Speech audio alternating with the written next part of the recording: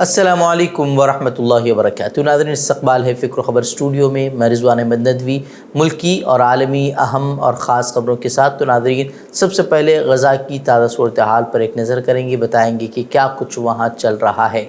Israeli forces ने रात मकबूज़ा मगरबी किनारे में मुतअद्दिद मकामात पर छापे मारे हैं और कई अफराद को गिरफ़्तार कर लिया है, तो कई मकानात को मिसमार कर दिया है।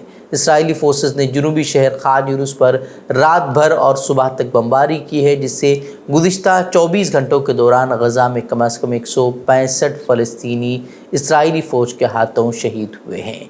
वहीं जबालिया पनाह गुज़ीन कैंप में भी इसराइल ने गोलाबारी की है, जिसके बाद वहाँ आग भड़क उठी है। इसकी जो वीडियोज़ हैं वो सोशल मीडिया पर अब वायरल हो रही हैं। बता दें कि गज़ा में कोई भी इलाका महफूज नहीं है। तकरीबन 2 मिलियन अफराद बेयार और मददगार हैं। छुपने के लिए कोई जगह नहीं है। पता नहीं कि कब कहाँ किस पर बमबारी हो जाए। ऐसी सूरत हाल का जो है तनहा फ़लस्तीन के गयूर मुसलमान मुकाबला कर रहे हैं। इजरायली फ़ौज ने गज़ा की एक और बड़ी यूनिवर्सिटी को भी धमाके से उड़ा दिया है। ये जो यूनिवर्सिटी थी वो कभी गज़ा शहर में आला तालीम की अलामत थी। अब तक जो इसराइल है उसने 7 यूनिवर्सिटियाँ जो है वो तबाह कर दी हैं, यानी कि तालीम का निज़ाम पूरी तरह से ठप हो चुका है।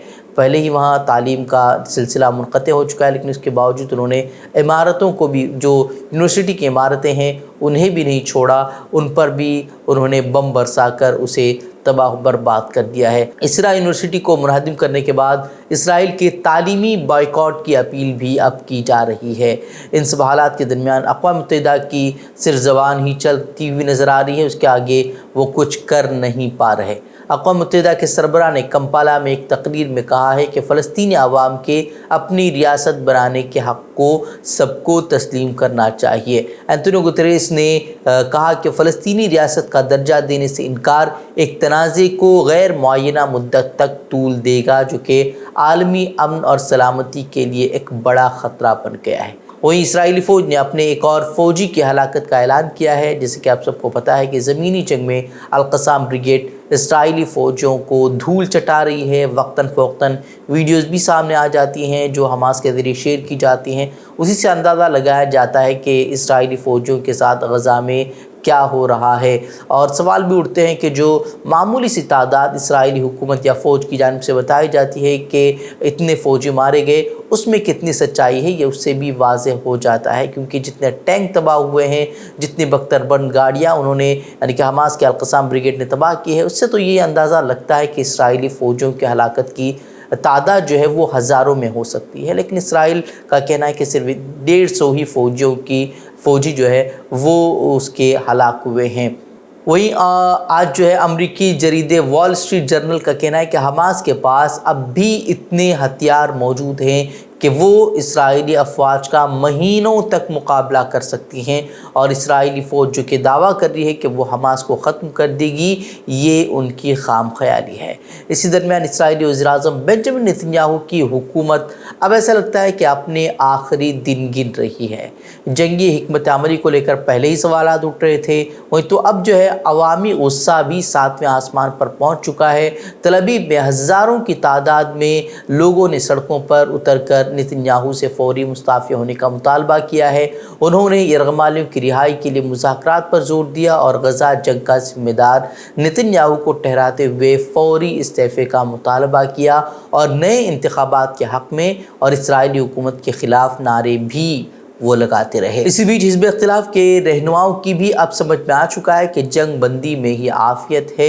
और इसराइली आर्मी रेडियो ने अब जो है हिज़्ब इख्तिलाफ़ के रहनुमा याइर लैपिड के हवाले से बताया है कि हिज़्ब इख्तिलाफ़ फ़लस्तीनी मुज़ाहमत के साथ कैदियों और असीरान के तबादले की मुआहदे की हिमायत करती है, चाहे यरगमालियों का तबादला जंग बंदी की शर्त पर ही क्यों न हो। हालांकि नेतन्याहू उसकी हिमायत में नहीं है, बल्कि वो तो जंग को जारी रखना चाहते हैं, लेकिन अब अवाम की हिमायत भी उनके साथ नहीं है। और हिज़्ब इख्तिलाफ़ के रहनुमाओं का भी अब कहना है कि अब बस हो चुका है, अब उन्हें अपने ओहदे से हटना चाहिए और इंतखाबात दोबारा होने चाहिए। ایک طرف تو انسانوں کا قتل عام مچایا جا رہا ہے غزہ میں، اس کو لے کر ہم دیکھ رہے ہیں کہ کس طرح کی تصویریں سامنے آ رہی ہیں، کس طرح کی ویڈیوز منظر عام پر آ رہی ہیں، بچوں تک کو نہیں چھوڑا جا رہا، بہت ساری ویڈیوز سامنے آ رہی ہیں اور سوشل میڈیا پر اس کا انبار لگا ہوا ہے، لیکن مغربی طاقتوں کے پر جو ہے جوں تک نہیں رینگ رہا۔ لیکن دوسری جانب بحر احمر میں یمنی حوثیوں کے تجارتی بحری جہازوں پر ہو رہے معمولی حملوں نے ان کی نیندیں اڑائی ہوئی ہیں، اور وہ اس کے لیے طرح طرح کی ترکیبیں آزما رہے ہیں۔ پہلے اتحاد کا اعلان کیا گیا تھا، اب جو ہے برطانیہ کی فوج نے بحر احمر میں حوثیوں کے ڈرون حملوں کا مقابلہ کرنے کے لیے استعمال کیے جانے والے اپنے میزائل سسٹم کو اپ گریڈ کرنے کے لیے 405 ملین پاؤنڈ خرچ کرنے کے منصوبے کا اعلان کیا ہے۔ وہیں جو بھی جہاز اب بحر احمر سے گزر رہے ہیں وہ بھی جو ہے ایک نئی ٹیکٹک اپنا رہے ہیں، نئی تکنیک اپنا رہے ہیں کہ وہ حوثیوں کے حملوں سے بچنے کے لیے جہازوں پر لکھ رہے ہیں کہ اس کا اسرائیل سے کوئی رابطہ نہیں ہے، وہ اسرائیل سے مکمل طور پر جو ہے دستبرداری کا جو ہے وہ اعلان کرتے ہوئے نظر آ رہے ہیں۔ اور اسرائیلی حکومت کی جانب سے فلسطینیوں کی نسل کشی کا سلسلہ لگاتار جاری ہے اور اس کے دسیوں ہزار ثبوت سوشل میڈیا پر موجود ہیں۔ خود اسرائیلی وزراء کے بیانات ان کی دہشت گردانہ پالیسی کو بے نقاب کرنے کے لیے ہی کافی ہے، لیکن برطانیہ کے سینئر آرتھوڈکس یہودی رہنما نے اب نیا وکٹم کارڈ کھیلتے ہوئے دعویٰ کیا ہے کہ جو اسرائیل پر نسل کشی کے الزامات لگائے جا رہے ہیں وہ یہودیوں کے ساتھ ہونے والے ہولوکاسٹ کے زخموں سے بھی زیادہ تکلیف دہ ہیں، اور یہ بھی دعویٰ کیا کہ اسرائیل کی فوج شہریوں کے تحفظ کے لیے اقدامات کر رہی ہے۔ اس کا مقصد اگر نسل کشی کرنا ہوتا تو وہ چند دنوں میں ہی غزہ کو برابر کر دیتے۔ اس طرح کا جو بیان وہ سامنے آیا ہے وہ اسرائیل پر عالمی عدالت انصاف میں نسل کشی کا مقدمہ درج کیے جانے کے بعد آیا ہے، لیکن ہم سبھی جانتے ہیں کہ کیا ہو رہا ہے، کس طرح کے حالات وہاں ہیں اور ان سب چیزوں کا کیا مطلب ہے، کیا مقصد ہے۔ وہیں دوسری جانب شام کی راجدھانی دمشق میں ہوئے دھماکے میں ایران کے 10 افراد کے ہلاکت کی اطلاع ملی ہے، جس میں ایرانی ریولیوشنری گارڈ کے انٹیلیجنس چیف اور ان کے نائب بھی شامل بتائے جا رہے ہیں۔ حالات پر نظر رکھنے والے ایک ادارے نے پہلے 6 ہلاکتوں کی تصدیق کی تھی، لیکن اب یہ تعداد بڑھ کر 10 بتائی جا رہی ہے۔ کہا جا رہا ہے کہ اس عمارت میں ایرانی انٹیلیجنس چیف اپنے نائب اور ریولیوشنری گارڈ کے 2 اراکین کے ساتھ جنگ سے متعلق معاملوں پر میٹنگ کر رہے تھے، تبھی اس پر جو ہے میزائل سے حملہ کر دیا گیا، جس کی وجہ سے وہاں ہلاکتیں ہوئی۔ اور ایران نے اس حملے کا ذمہ دار اسرائیل کو ٹھہرایا ہے، جبکہ اسرائیل نے حملے کی ذمہ داری قبول کرنے سے انکار کر دیا ہے اور نہ ہی اس پر اب تک اس کا کوئی تبصرہ سامنے آیا ہے۔ میڈیا رپورٹس پر یقین کیا جائے تو اسرائیل نے جس علاقے میں میزائل حملہ کیا ہے اسے ہائی سیکیورٹی زون مانا جاتا ہے، تاہم ایرانی صدر نے صہیونی حکومت کے خلاف جواب دینے کے عزم کا اظہار کیا ہے اور کہا ہے کہ ایران مناسب وقت پر مناسب جگہ پر اسرائیلی دہشت گردی کا جواب دے گا۔ اسی بیچ ایران نے ایک اور ایسا اعلان کر دیا ہے جس سے اسرائیل اور اس کے اتحادی جو ہے وہ مزید پریشانی کا شکار ہو گئے ہیں۔ ایران نے غزہ میں جنگ کے حوالے سے بڑھتی ہوئی علاقائی کشیدگی کے درمیان ایک نئے سیٹلائٹ کو کامیاب لانچ کرنے کا اعلان کیا ہے۔ اس اقدام سے ایران کے بیلسٹک میزائل اور جوہری عزائم کے بارے میں اسرائیلی اور مغربی خدشات کو ہوا دینے کا امکان بھی جو ہے وہ اب ظاہر کیا جا رہا ہے۔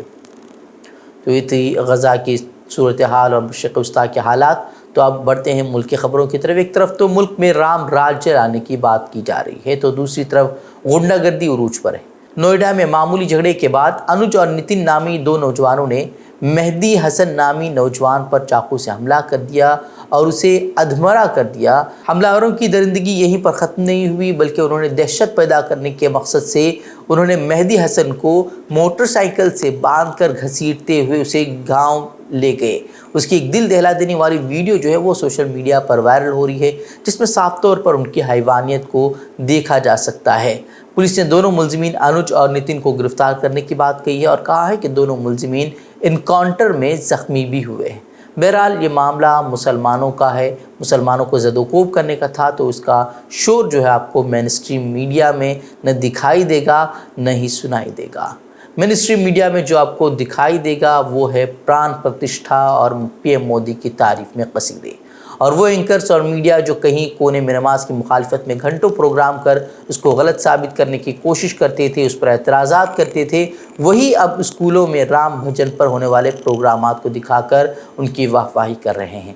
22 جنوری کو ایودھیا میں رام مندر کی پران پرتشٹھا کے پیش نظر سرکاری سطح پر پورے ملک میں جشن اور رام بھجن کا اہتمام کیا جا رہا ہے، لیکن اس پر کوئی سوال نہیں اٹھایا جا رہا۔ تو دوسری جانب ہم نے یہ بھی دیکھا ہے کہ صرف اسکولوں میں علامہ اقبال کی دعائیہ نظم لب پہ آتی ہے، دعا بن کے تمنا میری، یہ نظم پڑھنے پر ٹیچر کو معطل کر دیا گیا تھا۔ اب پران پرتشٹھا سے قبل اسکولوں میں رام بھجن پر رقص کی ویڈیو شیئر کر سوشل میڈیا پر لوگ سوال اٹھا رہے ہیں اور پوچھا جا رہا ہے کہ حجاب پر ہنگامہ کر دیا جاتا ہے، اردو پڑھانے پر اعتراض کیا جاتا ہے، نماز کی اجازت پر اسکول ٹیچروں کو نکال باہر کر دیا جاتا ہے، تو اسے اب کیا کہا جائے گا جو اس طرح کے رقص اور ڈرامے کی شکل میں جو ہے رام بھجن کیے جا رہے ہیں اسکولوں میں۔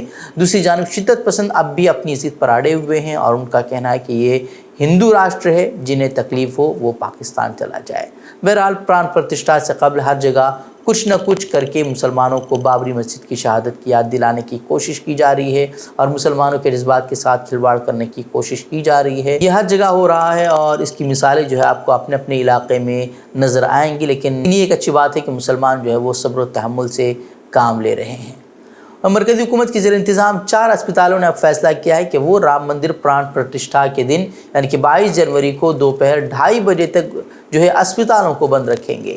ایمس دہلی، صفدرجنگ، رام منوہر لوہیا اور لیڈی ہارڈنگ اسپتال میں او پی ڈی خدمات دوپہر 2:30 بجے سے شروع ہوں گی، یعنی کہ 2:30 بجے تک کوئی نظم نہیں رہے گا۔ وہیں اپوزیشن پارٹیوں کے رہنماؤں نے اسپتال کے خدمات کے بند کرنے پر سوالات اٹھائے ہیں۔ نوٹس کے بارے میں شیو سینا ایم پی پرینکا چترویدی نے کہا کہ ہیلو انسانوں، کسی بھی طبی ایمرجنسی کی صورت میں 22 تاریخ پر جائیں اور اگر آپ کو کوئی ایمرجنسی ہے تو اسے دوپہر 2 بجے کے بعد شیڈول کریں۔ ایمس دہلی مریادہ پرشوتم رام کے استقبال کے لیے وقت نکال رہا ہے۔ وہیں ترنمول کانگریس کے راجیہ سبھا ممبر پارلیمنٹ ساکیت گوکھلے نے بھی دعویٰ کیا کہ لوگ اپائنٹمنٹس کے لیے ایمس کے گیٹ کے باہر سردی میں رات بھر سو رہے ہیں اور کہا جا رہا ہے کہ سب سے بڑا سرکاری اسپتال دوپہر تک بند رہے گا۔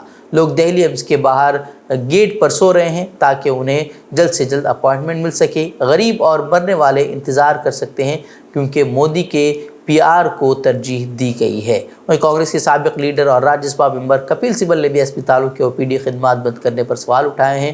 انہوں نے سوشل میڈیا پر لکھا کہ او پی ڈی بند کر دی گئی ہے، رام راج میں ایسا کبھی نہیں ہوتا۔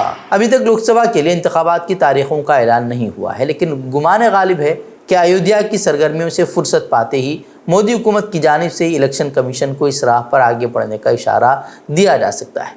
بی جے پی قطعی نہیں چاہتی کہ انتخابات میں اتنی تاخیر ہو جائے کہ اپنے حامیوں کے ذہن پر اس نے مندر کا جو خمار پیدا کیا ہے اس کا اثر جو ہے وہ زائل ہو جائے۔ اس لحاظ سے اگر دیکھا جائے تو اپوزیشن کے لیے سنبھلنے اور بی جے پی سے مقابلہ کرنے کے لیے جو ہے خود کو تیار کرنے کا وقت بہت کم ہی رہ گیا ہے۔ اپوزیشن نے اس سلسلے میں اچھی پیش رفت ضرور کی ہے، لیکن رفتار قدرے سست ہی کہی جائے گی۔ 28 جماعتوں پر مشتمل انڈیا اتحاد کی کوشش ہے کہ زیادہ سے زیادہ سیٹوں پر وہ بی جے پی کے مقابلے ایک مشترکہ امیدوار میدان میں اتارے تاکہ بی جے پی مخالف ووٹوں کی تقسیم کو روک سکے۔ گودی میڈیا یا تو لگا ہوا ہی ہے کہ وہ کسی نہ کسی طریقے سے انڈیا اتحاد کے حوالے سے پارٹی لیڈران کو کوستا رہے، کبھی نتیش کمار کے تعلق سے تو کبھی ممتا بنرجی کے حوالے سے تو کبھی کسی کے تعلق سے نئی تھیوری گڑھ کر جو ہے پارٹی لیڈران کو کوستا رہا ہے۔ لیکن حقیقت حال پر نظر کی جائے تو بی جے پی ایک جانب جہاں صرف مندر کے بھروسے ووٹ حاصل کرنا چاہتی ہے تو وہیں اپوزیشن کی جماعتیں اسے کئی محاذ پر گھیرنے کا منصوبہ بنا رہی ہیں اور اس سلسلے میں تیزی کے ساتھ پیش رفت بھی کر رہی ہیں۔ امید ہے کہ جب تک بی جے پی ایودھیا مشن سے باہر نکلے گی، اپوزیشن کی جماعتیں اسے ملک بھر میں گھیرنے کے اپنے منصوبے کو حتمی شکل دے چکی ہوں گی۔ ریاستوں کی سطح پر اگر جائزہ لینے کی کوشش کی جائے تو اتر پردیش میں معاملہ بڑی حد تک جو ہے وہ حل دیکھا جا رہا ہے۔ یہاں سے لوک سبھا کی سب سے زیادہ 80 سیٹیں ہونے کی وجہ سے اکثر یہی کہا جاتا ہے کہ دہلی کا راستہ یو پی سے ہو کر جاتا ہے۔ انڈیا اتحاد میں حالانکہ سیٹوں کی حتمی تعداد کا اعلان نہیں ہوا ہے، لیکن چاروں ہی جماعتوں میں بڑی حد تک اتفاق ہو چکا ہے۔ سماجوادی پارٹی کے ساتھ اتحاد میں آر ایل ڈی کو 7 سیٹیں دی جا چکی ہیں، جبکہ بھیم آرمی کے صدر کے لیے نگینا لوک سبھا سیٹ کو تقریباً طے مانا جا رہا ہے۔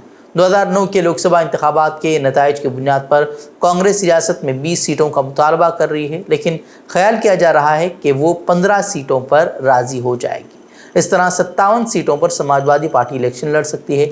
وہیں 22 تاریخ تک سیٹوں کی تقسیم پر حتمی مہر لگ جانے کا پورا امکان ظاہر کیا جا رہا ہے۔ وہیں بہار کے تعلق سے خوشگمانی ہے کہ یہاں پر سیٹوں کی تقسیم کا معاملہ حل ہو چکا ہے۔ اعلان میں تاخیر کی وجہ میڈیا کا ابھی مندر کے شہر میں گرفتار ہونا ہے۔ یہاں سے لوک سبھا کی 40 سیٹوں میں سے 16 سیٹوں پر آر جے ڈی اور جے ڈی یو الیکشن لڑیں گی، جبکہ کانگریس کو 6 اور 2 سیٹیں بایاں محاذ کی پارٹی کو دی جائیں گی۔ وہ چین کے صوبے میں قائم بورڈ اسکول میں آتش زدگی کے نتیجے میں 10 سال تک کی عمر کے 13 طالب علم ہلاک ہو گئے۔ عمارت میں آتش زدگی کے بعد کئی طالب علموں نے بھاگ کر اور چھلانگیں لگا کر اپنی جانیں بچانے کی کوشش کی، جبکہ 13 بدقسمت بچے وہ اندر ہی پھنسے رہ گئے اور پھر انہیں آگ کے شعلوں نے جھلسا دیا۔ مقتولین کی شناخت تیسری جماعت کے ابتدائی اسکول کے طالب علموں کے طور پر ہوئی ہے۔ واقعے کے بعد پولیس نے اسکول کے سربراہ کو حراست میں لے لیا ہے اور واقعے سے متعلق تحقیقات شروع کر دی ہیں۔ تو ناظرین، یہ تھی خبریں۔ مزید خبروں کے لیے آپ ہماری ویب سائٹ www.fikroخبر.com کی طرف رخ کر سکتے ہیں۔ ویڈیوز کے لیے ہمارے یوٹیوب چینل کو سبسکرائب کریں۔ تو ناظرین، اجازت دیں۔ السلام علیکم ورحمۃ اللہ وبرکاتہ۔